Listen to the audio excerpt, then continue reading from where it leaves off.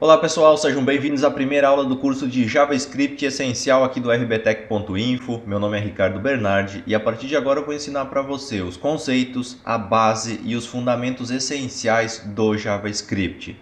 Esse curso é focado no público iniciante, então possivelmente se você já tem conhecimento sobre JavaScript, você não vai encontrar aqui grandes novidades ou talvez nenhuma novidade. Então tenha essa ciência ao iniciar os seus estudos. Saiba que essa série de vídeos é focada no público iniciante, ou seja, pessoas que estão começando com JavaScript agora. Porém, mesmo sendo um curso focado no público iniciante, há alguns requisitos básicos que você tem que atender para conseguir acompanhar de forma satisfatória as aulas. E aqui o principal deles é conhecer HTML e CSS. HTML e CSS é a base da internet, não adianta você querer aprender JavaScript sem saber essa base. Nós temos aqui no nosso canal, no rbtech.info, um curso inteiramente grátis sobre HTML e CSS. Então, caso você ainda não tenha esse conhecimento, eu sugiro que você primeiro faça esse curso de HTML gratuito, disponível aqui no nosso canal, no nosso site, e depois você avance para as próximas lições do JavaScript. O JavaScript, ou JS, ou JS, como você pode chamá-lo também, é uma linguagem de programação client-side. O que isso quer dizer? Que o JavaScript não é executado no servidor, e sim no cliente, no navegador. Ou seja, ao contrário de uma linguagem como o PHP, por exemplo, onde a linguagem é interpretada por um servidor e apenas o resultado final é enviado para o browser, para o navegador do cliente, no JavaScript o código-fonte é enviado para o navegador que se encarrega de interpretar e executar aquele código-fonte. Porém, o JavaScript também pode ser utilizado do lado do servidor com plataformas como, por exemplo, o Node.js. Então ele serve para ambas as situações, mas originalmente ele é utilizado do lado do cliente, ou seja, do lado do navegador e não em um servidor web. E o que a gente pode fazer com o JavaScript? Bom, o JS, como eu vou chamá-lo a partir de agora, se você quiser chamar de JS, sinta-se à vontade, ele serve para alterar o comportamento do navegador. Por exemplo, você pode abrir e fechar janelas do seu navegador, avançar e retroceder no histórico de navegação, chamar o diálogo de impressão de arquivos do seu navegador. Com JS você pode alterar o conteúdo HTML da página, adicionando ou removendo textos de um determinado elemento. Você pode alterar atributos de uma tag, de um elemento HTML. Por exemplo, se você coloca um atributo alt em um determinado link ou em uma imagem, por exemplo, com JavaScript você pode alterar ou até mesmo remover esse atributo. Você consegue ainda alterar o CSS, os estilos da sua página com JavaScript, e você também consegue ocultar ou mostrar elementos da sua página. Então é uma linguagem muito flexível, serve para diversas finalidades. Mas nem tudo na vida são flores, né? E o JavaScript tem também as suas desvantagens. As duas principais que eu posso citar é que, como ele é executado do lado do cliente, ele pode se tornar uma linguagem não tão segura e não tão confiável. Por quê? Ele será executado no navegador do cliente. Então, se você quiser, por exemplo, fazer uma validação de um formulário utilizando apenas JavaScript, não é uma prática ideal. Porque esse JavaScript pode ser alterado lá no cliente e pode permitir que informações incorretas ou até mesmo que não seriam válidas sejam enviadas para o servidor. Como o código-fonte vai estar lá no navegador do cliente, isso pode acontecer, esse código pode ser alterado e informações equivocadas podem ser enviadas para o servidor final da requisição.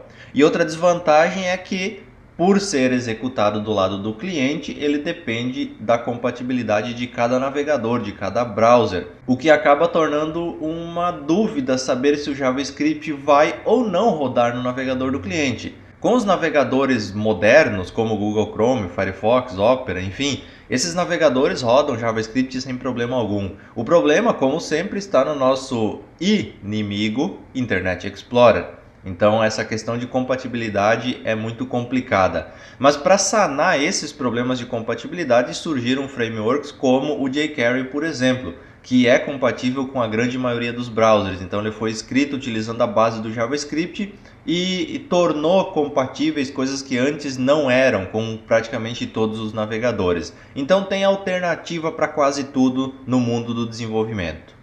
Bom, e com essa explicação eu creio que você conseguiu compreender o que é, para que serve, qual a utilidade do JavaScript, ao menos de uma forma superficial. Lógico que isso vai sendo desenvolvido no decorrer das nossas aulas. Mas com essa explicação eu creio que podemos começar a praticar um pouquinho, a colocar a mão na massa, a criar os nossos primeiros códigos. Mas antes disso, a gente vai preparar o nosso ambiente de desenvolvimento. Na verdade, não tem nada de muito especial para você trabalhar, para você desenvolver com JavaScript. Você só precisa de um editor de códigos e de um navegador para executar esses códigos. Simples assim. Não é necessário, como no PHP, por exemplo, um servidor específico, como Apache, para rodar as páginas que tem JavaScript no seu código. Porém, eu vou utilizar um servidor, o Champ, por eu já ter ele instalado, por já utilizar na minha máquina, para executar as páginas com um ambiente mais próximo do real de um servidor web. Tá? Você não precisa, se você não tem um servidor como o Champ instalado, você não precisa instalar para acompanhar o curso. É só você criar uma pasta onde você vai guardar os códigos dos seus projetos, dos seus exemplos, e tendo um navegador de internet, que eu tenho certeza que você tem, você vai conseguir já fazer tudo. Eu vou utilizar o Champ por já ter o ambiente preparado aqui e ficar mais prático para mim, tá ok? Dentro do Champ você pode vir aqui no Explorer, você procura uma pasta chamada htdocs, e aqui dentro de htdocs eu vou criar uma pasta chamada JS, que é onde eu vou salvar os arquivos do projeto do curso de JavaScript. Para editar os códigos dos meus arquivos, eu vou utilizar o Sublime Text. Eu estou aqui com a versão 2, eu tenho ela já instalada na minha máquina e eu vou fazer o seguinte, eu vou pegar essa pastinha JS e vou arrastar aqui para dentro do meu Sublime e trazer ela aqui nessa barra lateral, para ela ficar disponível aqui e eu poder editar, criar, gerenciar meus arquivos aqui pelo Sublime, não precisar ficar indo lá na pasta. Então a nossa pasta aqui ela já é dispensável. E o meu servidor local, como eu estou rodando o Champ, você acessa aí localhost se você estiver executando, e aqui vai aparecer a pastinha JS. Então aqui eu vou abrir esse diretório e aqui estarão os arquivos que eu vou criar no decorrer das nossas aulas para serem executados, para mostrar os exemplos para vocês aqui. Agora que a gente tem o nosso ambiente preparado, então vamos criar o nosso primeiro arquivo que a gente vai utilizar no nosso curso. Aqui dentro da pastinha JS eu vou criar um new file, e eu vou salvar ele, vou dar o nome de aula01.html. Eu vou utilizar a extensão HTML para a gente colocar os códigos JavaScript dentro do HTML. Depois eu vou mostrar como criar arquivos separados também só com JavaScript, mas por enquanto a gente vai trabalhar com HTML. Então, aula01.html. Lembrando que você pode mudar a nomenclatura dos arquivos aqui sem problema algum, tá ok? Agora você vai criar aí uma estrutura básica de um documento HTML. Nesse caso aqui, como eu utilizo o Emmet, aliás, se você utiliza o Emmet, você só coloca um ponto de exclamação e dá um Tab ou um Ctrl E e você vai ter já essa estrutura básica para começar. Se você quiser mudar aqui para PTBR, sinta-se à vontade. Eu não vou me preocupar com isso agora. Aqui eu vou colocar aula01-js e nós temos o nosso primeiro arquivo então para começar a codificação. O JavaScript obrigatoriamente deve ficar dentro de uma tag chamada script dentro do seu documento. Essa tag script ela pode estar dentro do head do documento, ela pode estar dentro do body do documento. Isso não vai alterar o resultado final, digamos assim, do seu código, mas eu já vou mostrar o que é indicado, o que é adequado fazer, se é no head, se é no body, enfim, aonde é melhor colocar a tag script e os scripts JS que você vai desenvolver. Para começar aqui, eu vou criar dentro da tag body uma tag script. Agora aqui entre as tags script você vai digitar o código do seu script, a sua programação em JS. A gente vai começar aprendendo um comandinho básico aqui, que é o comando alert. O comando alert serve para mostrar um balão de aviso na tela do seu navegador. Eu vou colocar aqui entre aspas simples. Esse é meu primeiro código JS. No final de cada linha de JavaScript é necessário um ponto e vírgula ou, dependendo da instrução, uma abertura de chaves, uma vírgula. Isso a gente vai aprender no decorrer do curso. Mas o básico, a terminação de uma instrução é com um ponto e vírgula no final da linha. Por enquanto não se preocupe em entender o que o código alert faz, eu já expliquei resumidamente, mas a gente vai entender todos os códigos no decorrer do curso. Por enquanto, preocupe-se em entender a lógica e o que está acontecendo, como a gente está colocando esses códigos dentro do nosso arquivo. Bom, criei aqui o meu primeiro código, agora eu vou vir aqui, vou atualizar o meu localhost, vai aparecer aqui o aula1.html, eu vou clicar nesse arquivo e olha só, esse é meu primeiro código JS, aquele alert apareceu. Cada vez que eu atualizar a página ele vai aparecer esse aviso, ó, esse é meu primeiro código JS, porque o alert faz isso, mostra um balão de aviso no seu navegador. Então o nosso primeiro código de JavaScript está funcionando. E vocês lembram que eu falei que você pode colocar o script aqui no body ou aqui no head, isso é indiferente. Então vamos fazer o seguinte, ó, vamos recortar esse script daqui, vamos colar ele aqui logo abaixo do title, salvar a página e atualizar o nosso navegador. Olha só, aconteceu exatamente a mesma coisa, o código foi executado e está mostrando aquele balão de aviso. Então, indiferente se você coloca lá no header ou no body do documento, o código vai funcionar corretamente. Porém, o correto é colocar os scripts sempre no final do body. Essa é a prática mais adotada pela maioria das pessoas, tá ok? Então os scripts aqui no head do documento não são tão comuns. Existem necessidades específicas onde pode ser necessário colocar o script aqui no head, mas isso a gente pode ver no decorrer do nosso curso. Por via de regra, o script vai sempre no final do body, quando todo o restante do documento já foi escrito. E a gente vai entender um pouco mais sobre isso no decorrer das aulas também. Mas existe ainda uma outra forma de colocar scripts em uma página, colocando através de um arquivo externo. Para exemplificar isso, eu vou criar um new file aqui na nossa pasta. Eu vou salvar ele como aula 01.js agora e não .html, então aula 01.js de JavaScript. E dentro desse arquivo aula 01.js eu vou colocar esse código aqui, ó, alert, esse é meu primeiro código em JS. Então vou colocar isso nesse aula 01.js.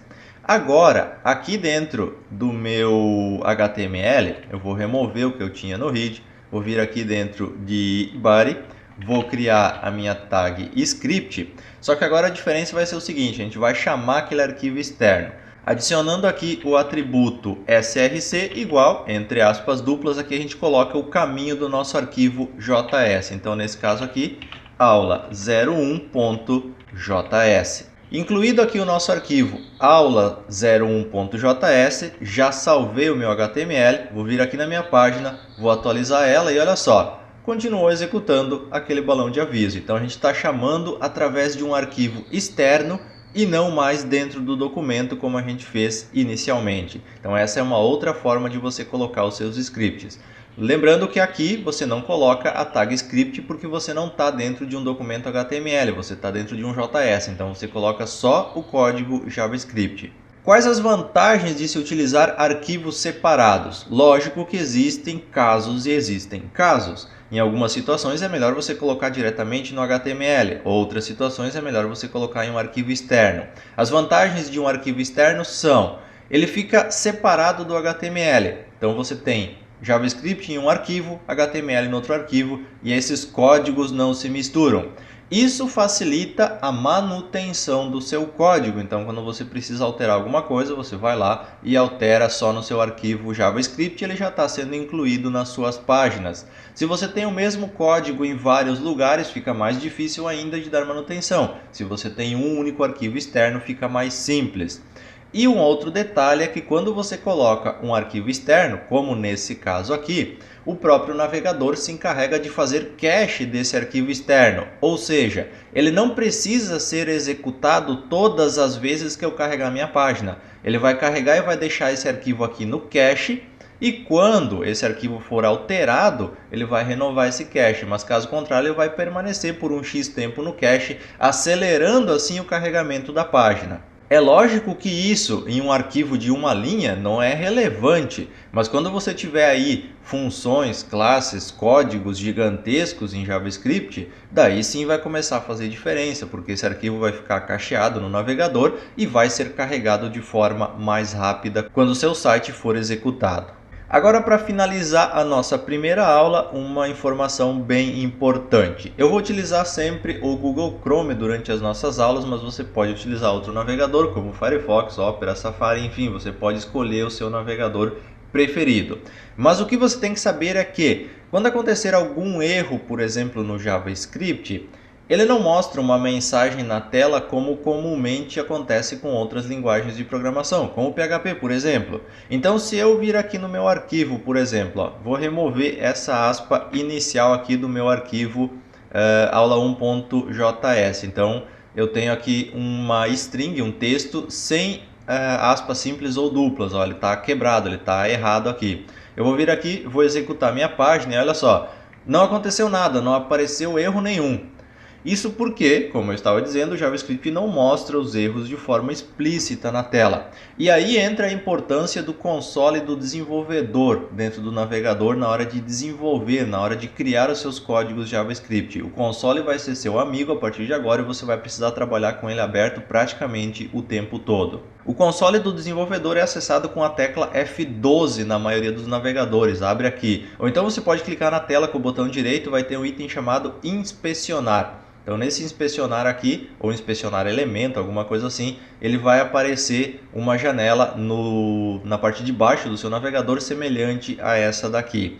Esse console aqui, essas ferramentas do desenvolvedor, como são chamadas, estão disponíveis em praticamente todos os navegadores. Porém, se você utiliza Firefox, por exemplo, eu aconselho que você instale uma extensão chamada Firebug. Procura ela no diretório de extensões do Firefox, instala ela e daí através do F12 você vai acessar o Firebug, que é melhor do que o inspetor de elementos padrão do Firefox.